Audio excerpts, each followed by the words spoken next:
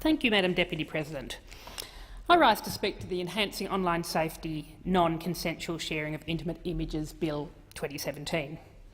As noted by my colleague, Senator Jordan Steele-John, earlier today, the Australian Greens welcome and support this bill because we support action to protect those who experience or may experience the abuse, threats, extortion or other harm caused by the non-consensual sharing of their intimate images or threats to share such images.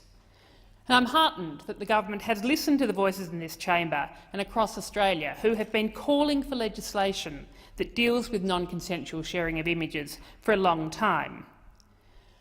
But while this bill is a welcome step in protecting people from the non-consensual sharing of images, the Greens consider that this bill has been brought on for debate far too quickly. Yes, we need legislation, but it would have been much better for this legislation to have had the opportunity to go through the standard Senate process of going to committee, having an inquiry, because then this bill would, I am certain, have been improved from what it is today. We have some amendments that we're going to be moving to this bill that will improve it, but I am certain that if it had had the chance to have the scrutiny of a Senate inquiry process, we would have ended up with much better legislation. And I think it's disappointing that the government has brought this bill on before it was ready. In-depth research conducted by RMIT University have found that the issue of non-consensual sharing of images affects a wide cross-section of the community. The key findings of the research demonstrate the extent of the problem and why we must address it. 1 in 5 Australians have experienced image-based abuse, and that victims of image-based abuse experience high levels of psychological distress. Women and men are equally likely to report being a victim.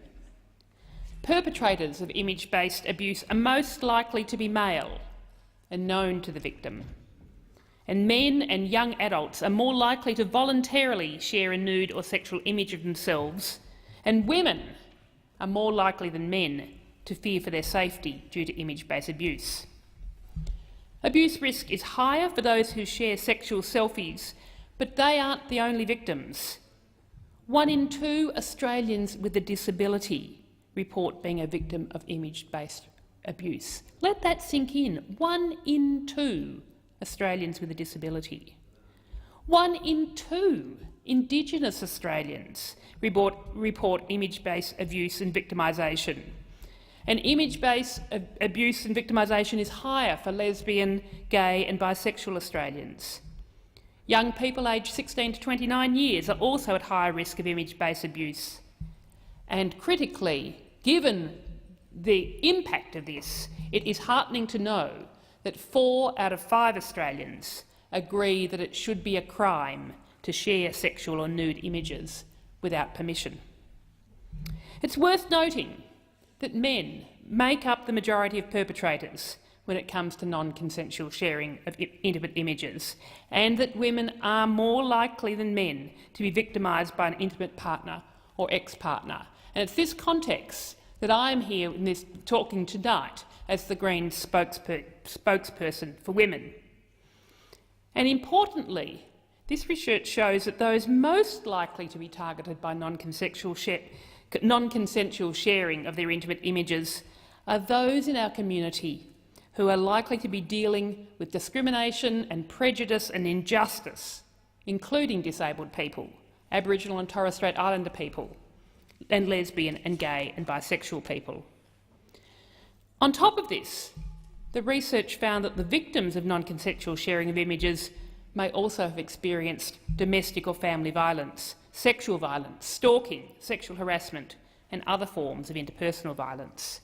And the psychological impact of this abuse can be significant, and negative implications can affect their reputation, family, employment, social relationships and even personal safety. And as noted by the Chief Investigator of the RMIT University Research Project, Dr Nicola Henry, this isn't just about revenge porn. Images are being used to control, abuse and humiliate people, in ways that go well beyond the relationship gone sour scenario. This research, undertaken by RMIT, goes to the heart of why this bill is so important.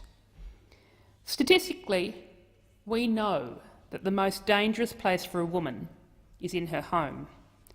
Women are more likely to be killed by their current or former male partner than any other cause of death. And we know from the Me Too movement and the ongoing campaigns for women's rights that women across the world, on the streets and in their workplaces, young and old, face daily sexual harassment, abuse and violence. And so in a broader cultural context of disrespect and harassment, the non-consensual sharing of intimate images is a particularly targeted, insidious and damaging form of abuse. And women are more likely to experience this form of abuse at the hands of a partner or ex-partner. And this exemplifies a particularly horrifying version of controlling and humiliating behaviour.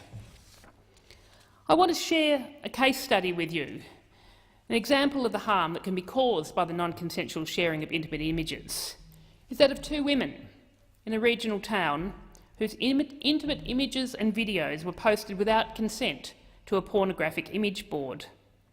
And the victims identified the same man who was responsible for disseminating their intimate images. And the man had also targeted other women in the town, posting the images in the same link that identified the town and, in some of the cases, the names and the workplaces of the victims. Just imagine being the subject of that harassment. The civil penalties that this legislation proposes would provide a range of options to deal with the perpetrator's behaviour, including issuing a warning, issuing a removal notice requiring the perpetrator to remove the images, issuing an infringement, preventing the further publication or dissemination of images through an enforcement mechanism such as an undertaking or court injunction. So the Greens are welcoming action on this important issue that, as the research indicates, affect many people from many demographics. However, as my colleague Senator Steele-John has indicated, we are very concerned about the implications for people who are under 18 under this proposed civil penalties regime. So it's for that reason that we're going to be moving an amendment on the issue, which we are seeking the Senate's consideration of support. So in conclusion, I'm pleased that the government has brought this legislation. It could be better legislation. It would have been benefited from having gone through a thorough Senate inquiry process, but it is legislation that's absolutely worth supporting, and I'm pleased to be able to join Senator Steele-John in saying that the Greens will be supporting this important legislation.